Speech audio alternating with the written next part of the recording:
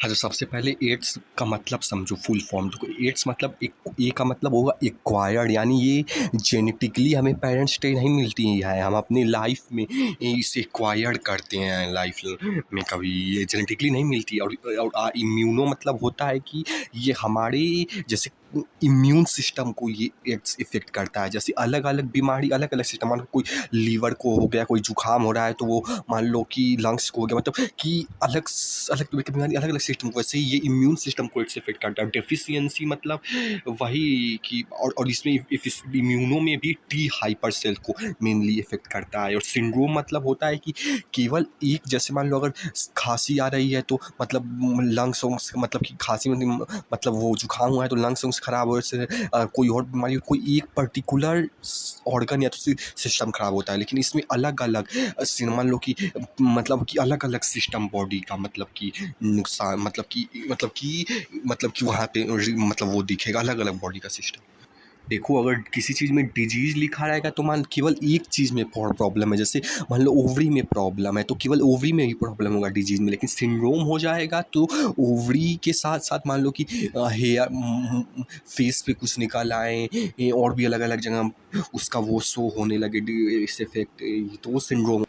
हाँ, तो देखो अब एड्स होता कैसे है, कॉज क्या है। देखो ये एड्स जो होता है वो HIV वायरस की वजह से होता है। एड्स तो बीमारी का नाम है, लेकिन जिस वायरस की वजह से होता है वो HIV है होता है। और ये वायरस का मतलब थोड़ा कुछ इसके बारे में जानो तो ये देखो, सिंगल स्टैंडर्ड RNA होता है, डोट हो सिंगल स्टैंडर्ड RNA होता है। और इसके बाहर प्रोटीन का प्लास्टिड पाया जाता है, मैट्रिक्स का मतलब कि पाया जाता है प्रोटीन का प्लास्टिड।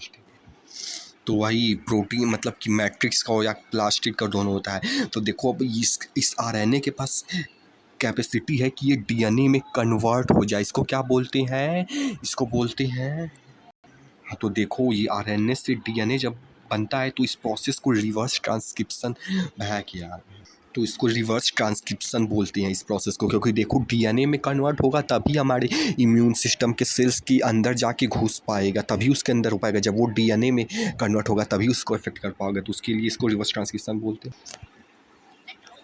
रेट माने रिवर्स, ट्र माने ट्रांसक्रिप्शन। तो ये रेट्रोवायरस है जिसके पास एनवेलप किसका है, प्रोटीन का है, जो इसके आरएनए के जीनोम को क्या करता है, ढक कर बैठता है, ढक कर बैठता है। याद रहेगा सबको। वैसे 2 टाइप्स का होता है, HIV1 एंड HIV2। HIV2 थोड़ा रेयर होता है, HIV1 इंडियंस में भी जनरली हो जाता है, तो HIV1 is the more common one.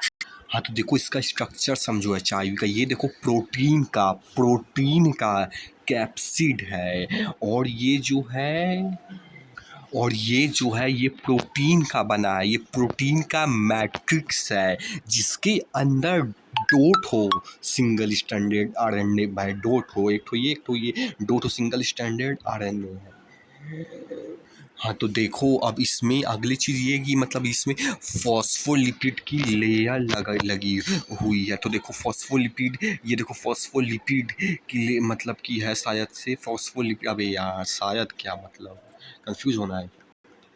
तो ये देखो मतलब कि ये हाँ फॉस्फोलिपिड की ये लेयर है, ये जो देख रहे हैं ये लेयर है, और ये पूरे में बनी। यहाँ पे तो मतलब टाइम बचाने के लिए कम में बनाएगा, नहीं तो ये पूरे में बनी है फॉस्फोलिपिड की लेयर। और इसको बोलते क्या है, ये बाहर वाले को बोलते हैं GP120। जी का मतलब है ग्लाइको, पी का मतलब प्रोटीन, ग्लाइको प्रोटीन 120। देखो ये 0 है और यहाँ पे देखो तो ये 0, तो इस तरीके से याद कर सकते हो कि ये 0 वाला या ओ वाला मतलब कि वो हो जाएगा GP120। और देखो ये 1 की तरह है और ये भी 1 की तरह है, तो ये हो जाएगा P41। तो इस तरीके से याद कर सकते हो समझने के लिए।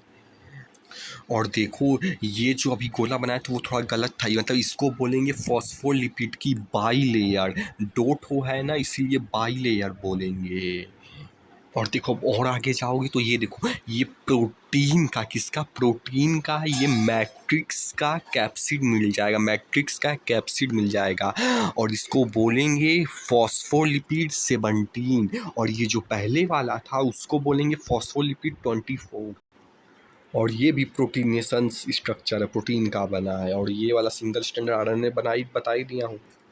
हाँ, तो देखो इसमें 3 तरह का एंजाइम और यही सबसे मेन है, ये 3 तरह का एंजाइम। देखो पहला है रिवर्स ट्रांसक्रिप्शन, ये क्या करेगा, ये जो 2 ठो आरएनए है ना, इसको मतलब कि डीएनए में कन्वर्ट करेगा, तभी तो ये डीएनए ही मतलब कि इम्यूनिटी सिस्टम के सेल्स के पास जा कर के अंदर तभी घुस पाएँगे जब डीएनए होगा। तो वो बनाने के लिए आरएनए से डीएनए ये रिवर्स ट्रांसक्रिप्शन काम करेगा।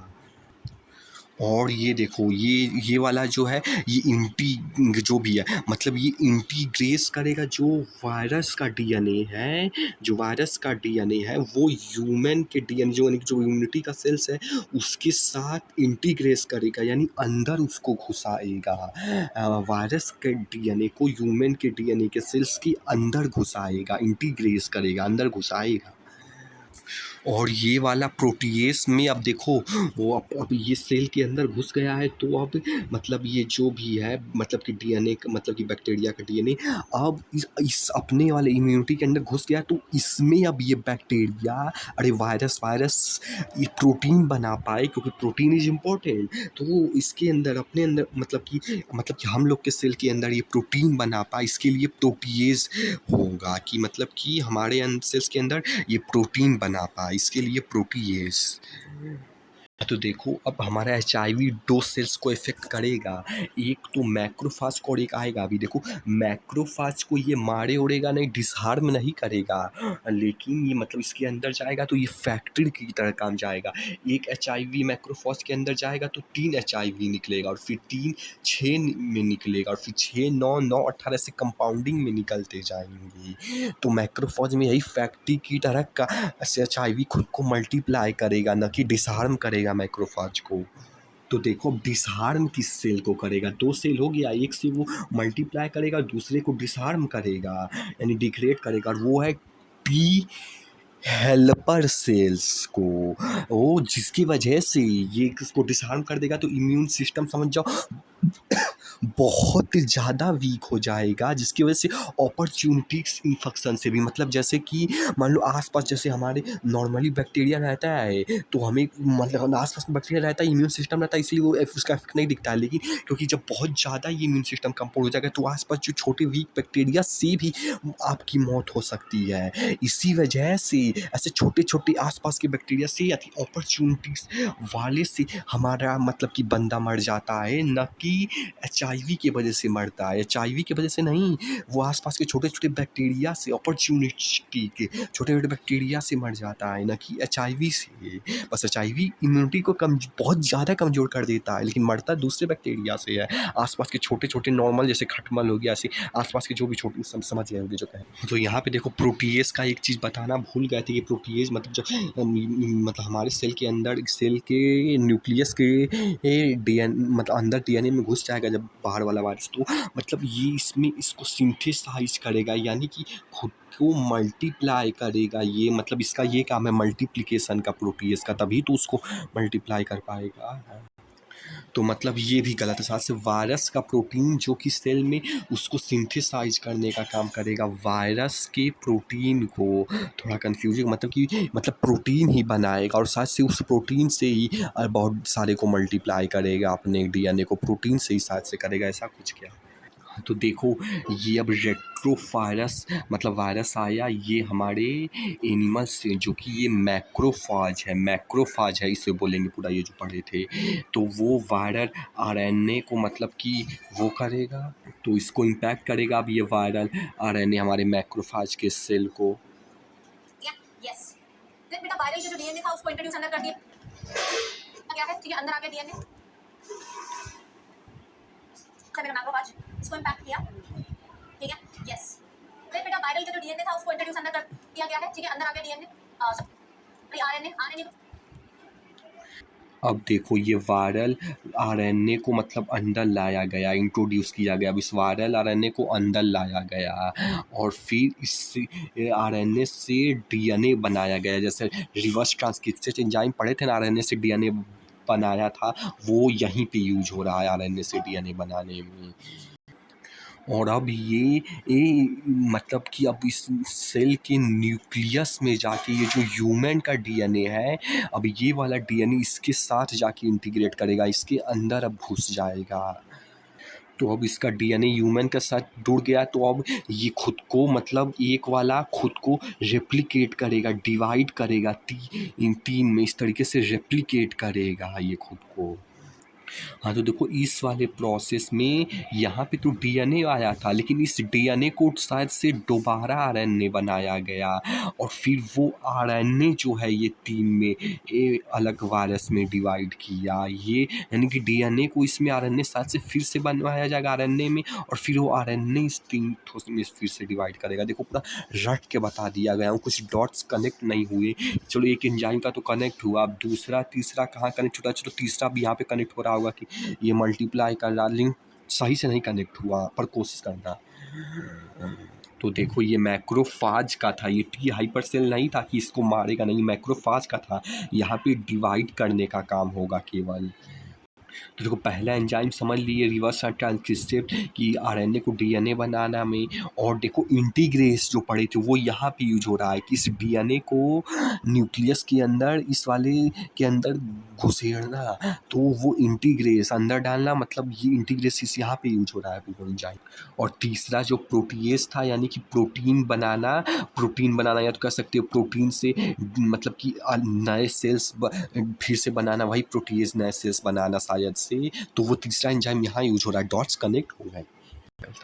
तो देखो अब एड्स फैलता कैसे है, तो देखो sexual contact with infected person. तो सेक्सुअल कॉन्टैक्ट जिसके ऑलरेडी इन्फेक्टेड है उससे करेगा, ऑब्वियसली हो जाएगा। और ब्लड, मान लो कोई इन्फेक्टेड जिसको पहले से एड्स है, वो ब्लड ट्रांसफ़र करोगे तो हो जाएगा। और वैसे भी ये एड्स मतलब वो सब बीमारी नहीं है कि छींक के या कोरोना से वो सब उन्हें सब नहीं, जैसे कोरोना टाइप वाला नहीं, अब उस पर भी आएंगे। ये ह्यूमन हेल्थ एंड डिजीज इस वाले पार्ट में वो सब भी पढ़ा जाएगा कि किस तरह से, वो सब वाले नहीं है। नहीं, इसमें केवल ब्लड से ट्रांसफ़र होगा, या तो एड्स या तो स्पर्म वगैरह इस सब से ट्रांसफ़र होगा। वो छूने ऊने से नहीं होता है, जैसे जानते हो। अब ब्लड से किससे ट्रांसफ़र हो जाएगा, अब इंजेक्शन से ट्रांसफ़र होगा, जैसे एक ही इंजेक्शन अगर बार बार किसी को लगा जा रहा है, या तो फिर जैसे मतलब कि टैटू गुदवाते हैं, तो वही इंजेक्शन से बार बार अगर गुदवाते हो तो भी होता है। इसीलिए हर बार इंजेक्शन बदला जाता है, फिर वो टैटू का हो या तो उसका हो, या तो फिर मतलब कि ग्रुप में लोग ड्रग्स लेते हैं तो उनका नॉलेज नहीं होता है, तो उसी सेम से हर कोई ड्रग्स लेता है, तो वहाँ पे भी उसी सब से मतलब कि वो होता है। या तो फिर अगर मदर इन्फेक्टेड है एड्स से, अरे यार क्या, हाँ तो देखो मतलब कि वही कि प्लेसेंटा शायद से मदर को हुआ रहेगा, तभी ये प्लेसेंटा से होते हुए बच्चे को होगा, नहीं तो मदर को नहीं हुआ रहेगा तो शायद से नहीं होगा। और मदर को हुआ रहेगा तो श्योर है क्या कि होगा, ये भी सवाल है। तो किसको सबसे ज़्यादा खतरा है कि मतलब कि ये एड्स होने का, तो वो मतलब कि मतलब कि मान लो आजकल कैजुअल हुकअप्स वगैरह बहुत चलते हैं, तो मान लो वो मतलब कि एक से करते हैं, मतलब बहुत से करते हैं, इसलिए जिसकी आपको मेडिकल हिस्ट्री नहीं पता है उससे तो कैजुअल हुकअप्स खास करके ना कीजिए, क्योंकि आपको वो बहुत से किए हैं, तो अगर उनमें से एक से भी इन्फेक्टेड हुआ है तो बहुत से किए हैं, तो किन्हीं से हुआ होगा तो हो सकता है। इसलिए करने से भी पहले करना है तो उसकी मेडिकल हिस्ट्री पता होनी चाहिए आपको, तभी तो देखो भाई जिसके मल्टीपल सेक्स पार्टनर्स होते हैं, तो किन्हीं न किन्हीं में से हो सकता है ट्रांसफ़र हो गया, तो उस केस में ये हो सकता है चांसेस बढ़ जाते हैं। और ड्रग एडिक्ट्स जो ड्रग्स लेते हैं वहाँ पे चांसेस बढ़ जाते हैं। और मतलब कि जिन्हें बार बार ब्लड लेते देते रहने की, यानी जिसको थैलोसीमिया भी बोलते हैं, तो बार बार ले रहे हैं, तो वो देखो बार बार अगर सेक्स हो रहा है तो भी चांसेस बढ़ रहे हैं, अगर बार बार ब्लड वगैरह लोगे तो भी चांसेस बढ़ रहे हैं, क्योंकि प्रोबेबिलिटी बढ़ जा रही है। या तो फिर अगर इन्फेक्टेड मदर के द्वारा, अगर मदर को HIV है तो बच्चे को भी HIV हो जाएगा इस सब केसेस में।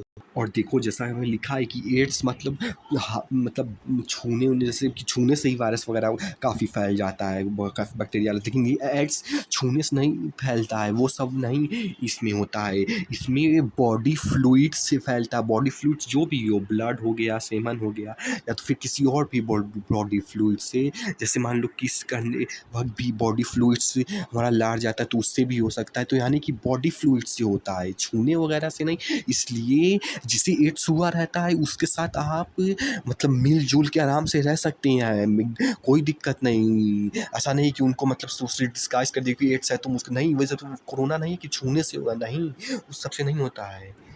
हाँ, तो देखो मान लो किसी को आज एड्स हुआ तो क्या उसको आज ही पता लग जाएगा? नहीं, उसको कुछ टाइम लगेगा ताकि एड्स का जो सिम्पटम्स है, जो बॉडी सिम्पटम देगी वो मतलब कर सके। वो 6 मंथ से लेकर 5 से 10 साल तक हो सकती है। तो सोचो कितनी बड़ी प्रॉब्लम है कि आज आपको अगर एड्स हो भी गया फिर भी वो हो सकता है 5 से 10 साल बाद आपको पता चले। इसीलिए जो है तो सोच रहे हो कितना 5, 6, 10 साल बाद पता चले। सोचो कितनी एड्स की मतलब कि ज़्यादा वो हो बॉडी में बढ़ चुका होगा, कितनी ज़्यादा बढ़ चुका होगा। तो इसीलिए मतलब सेफ रहना चाहिए। जैसे मान लो अगर किसी से सेक्स वगैरह कर रहे हैं, सेक्सुअल एक्टिविटी कर रहे हैं तो जो है, और अगर वो पार्टनर मल्टीपल उसके पार्टनर्स हैं, इसलिए आपको कभी भी देरी नहीं करनी चाहिए। आप मान लो कि आज किए तो अगले ही दिन आप अपना चेकअप कराइए एड्स का कि कहीं हो तो नहीं गया। खास करके तब जब मान लो किसी सेक्सुअल एक्टिविटी किसी कर रहे हैं और उसका मल्टीपल पार्टनर्स है तो उस केस में खास करके आपको कराना चाहिए अगले ही दिन चेकअप। तो देखो जैसा कि ये पहले ही वही कि एचआईवी वजह से टी लिम्फोसाइट्स जो है वो टी लिम्फोसाइट्स या तो टी हाइपर सेल्स का नंबर जो है वो कम हो जाएगा, जिसकी वजह से हमें मतलब कि मतलब कि सिम्टम्स में से फीवर्स हो गया, डायरिया हो गया, वेट लॉस ये सब हो सकता है। और मेनली अपॉर्चुनिटीज यानी कि छोटे मोटे वायरस से ही हमें इन्फेक्ट हो गया, जैसे कि ये जो भी बैक्टीरियम लिखा है, वायरसेस, फंगाई, छोटे मोटे से ही, जैसे प्रोटोजोआ उसी सबसे पैरासाइट्स छोटे मोटे वाले से भी हो जाएगा, कोई काफ़ी वीक हो जाएगा। हाँ, तो देखो जैसा कि अभी बोले थे कि मतलब अगले ही दिन चेक करा लेना चाहिए, तो उस वक्त पीसीआर चेक कराना चाहिए, क्योंकि पीसीआर तब चेक कराते हैं जब आपको बॉडी सिम्टम्स अभी नहीं आए हैं लेकिन आपको शक हो रहा है कि हो सकता हो। तो सेफ्टी के लिए अभी आपको सिम्टम्स नहीं बॉडी में सो रहे हैं, लेकिन अगर उस केस में चेक कराने के लिए अभी सिम्टम नहीं सो रहे हैं, जैसा कि अभी बोले थे, तो उस केस में पीसीआर करा सकते हैं जब सिम्टम नहीं सो रहे हैं।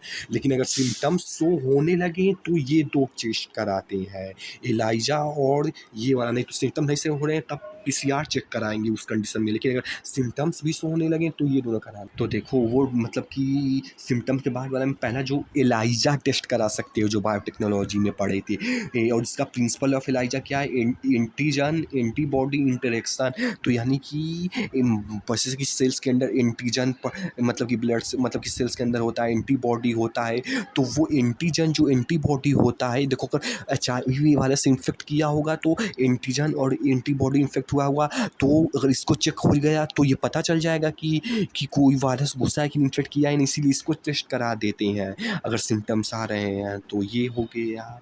और लेकिन केवल हम एलाइजा के बेस पे श्योर नहीं कर सकते हैं कि आपको एड्स है। ये मतलब थोड़ा बहुत उससे ज़्यादा चांस सही ही होगा लेकिन गलत भी हो सकता है, क्योंकि ऐसे कैसे बोल दें किसी को कि इतनी जो कि इनक्योरेबल डिजीज़ है वो आपको हो गई। इसीलिए उससे बताने से पहले एकदम आपको 200% श्योर होना होगा। इसीलिए इसके लिए एक कन्फर्मेटरी टेस्ट भी करना पड़ता है जिसको वेस्टर्न ब्लॉटिंग बोलते हैं। अब अगर ये दोनों श्योर हो गया तब आपको मतलब एक्चुअली 100% कहेंगे मतलब कि तब मतलब कि वो मतलब कि बता सकते हैं आपको। तो देखो अब देखो इस डिजीज़ का क्योर कोई हो सकता है कि मान लो अगर रिजल्ट पॉजिटिव आ गया तो कोई क्योर है क्या? तो देखो कोई क्योर नहीं है इस डिजीज़ का अभी भी, मतलब कि कोई क्योर नहीं है। लेकिन इसमें कुछ एंटी रेट्रोवायरल थेरेपी दी जाती है जिसमें मतलब क्योर तो नहीं है लेकिन ये कह सकते हैं कि मतलब कि कुछ ड्रग्स दिए जा सकते हैं जिससे कि आपकी लाइफ 5-10 साल थोड़ी बढ़ सकती है, लेकिन कुछ क्योर नहीं है। तो यही वो कुछ ड्रग्स हैं जो लिखा है, इससे आपकी कुछ लाइफ स्पैन बढ़ जाएगी कुछ साल, 5-10 साल। इसीलिए इसका क्योंकि कोई क्योर नहीं है इसलिए ख़ास करके ये ध्यान इसी पे नहीं कि कभी हो ही ना। इसीलिए यही है कि इस ना क्योर करने की ताकि ना हो कि मल्टीपल सेक्सुअल पार्टनर्स ना हो, और जिसके साथ इंटीमेट हो रही है तो उसका मेडिकल हिस्ट्री बताओ, और वो इंजेक्शन है वही सब जो बोले तो वही सब है जो पिछले और जैसे use of barrier method condom वगैरह ताकि एचआईवी वगैरह मतलब ना ट्रांसफ़र हो, और मतलब कि अगर ब्लड दे भी रहे तो उसको मतलब कि चेकअप करवा के कि हाँ तब कि ब्लड को वही चेक करवा के ट्रांसफ्यूज़ कराओ कि कोई मतलब डिजीज़ उजीज़ तो नहीं है ब्लड में, और वही नीडल्स वगैरह मतलब कि एक से हर कोई ना यूज़ करे, हर बार अलग अलग हो। और लोगों को आप और भी लोगों को ये एजुकेशन प्रोवाइड कीजिए, ताकि एजुकेशन से मतलब कि जैसे कि कुछ लोग करते भी हैं, जैसे NSCO organisation, NGO organisation, WHO भी प्रोग्राम चलाता है, और जैसे कि वर्ल्ड एड्स डे भी मनाया जाता है फर्स्ट डे के, ताकि सब पे बारे में बात किया जा सके, क्योंकि ये क्योरेबल नहीं है। आप ड्रग्स वगैरह कुछ लेके 5-10 साल बढ़ा सकते हो, लेकिन सच तो यही है, आपका मरना ही सच है। इसलिए जो है ये ना होए, इसीलिए इसको इतना एजुकेट करते हैं लोग। तो वही है कि मतलब कि भैंक यार कि ब्लड बैंक्स को सेव करो और कॉन्डम्स वगैरह डिस्ट्रीब्यूट करो, जिससे कि वजह से इन्फेक्शन मतलब कि क्योंकि वो रहेगा तब भी ये मतलब कि नहीं फैलेगा, क्योंकि वो प्रोटेक्टेड हो जाएगा। और ड्रग एब्यूज़ को रोको, और सेक्स की प्रैक्टिसेस करो, ताकि ज़्यादा वो न ट्रांसफ़र हो पाए। और रेगुलर चेकअप कराते रहो हेल्थ का, क्योंकि हर साल अगर मान लो एक बार भी चेकअप कराते रहे, 1, 2, 3, 4 हर ऐसे एक साल पे, तो आपको अगर कहीं मान लो किसी ईयर में अगर HIV हुआ भी, तो आपको हर साल करा रहे थे तो पहले तो आपको पता चल जाएगा। उसके बजाय कि आप जैसा कि बोले थे, अगर सिम्टम अगर नहीं चेक करा रहे थे, सिम्टम 5-10 साल बाद शो होंगे, तो फिर क्या मतलब। और देखो इसीलिए लोग भी, ताकि क्योंकि आप मतलब बायोलॉजी पढ़ते हो तो आपको पता है, लेकिन सारी दुनिया को तो पता होना चाहिए, इसीलिए इसके लिए अलग से त्यौहार इसीलिए लिया जाए, क्योंकि इतना इंपॉर्टेंट है। इसीलिए ये सारे लोग ताकि एजुकेट हो सके, इसीलिए वर्ल्ड एड्स डे मनाए जाते हैं। नहीं तो अगर बीमारियां तो बहुत है, सबको क्यों नहीं मनाते हैं, क्योंकि सब इतना खतरनाक नहीं होते हैं, सब ज़्यादातर क्योरेबल रहते हैं, लेकिन ये क्योरेबल नहीं होती है, ताकि प्रॉपर एजुकेट कर सके लोगों को, इस दिन इसीलिए ऐसा कर। और देखो अगर इन्फेक्शन हो भी जाए तो भी छुपाना नहीं चाहिए, नहीं तो वो और बढ़ेगा। और इससे सोसाइटी को भी ओपन माइंड से टैकल करना चाहिए, क्योंकि कोरोना जैसा ये मतलब कि उस सबसे छूने वगैरह से साथ बैठने से उसके साथ मतलब ये सबसे नहीं फैलता है, ये केवल बॉडी फ्लूइड से फैलता है, जैसे ब्लड, इसीलिए उसमें कोई दिक्कत नहीं है। और हमें जो है स्प्रेड यानी कि नॉलेज स्प्रेड करना चाहिए।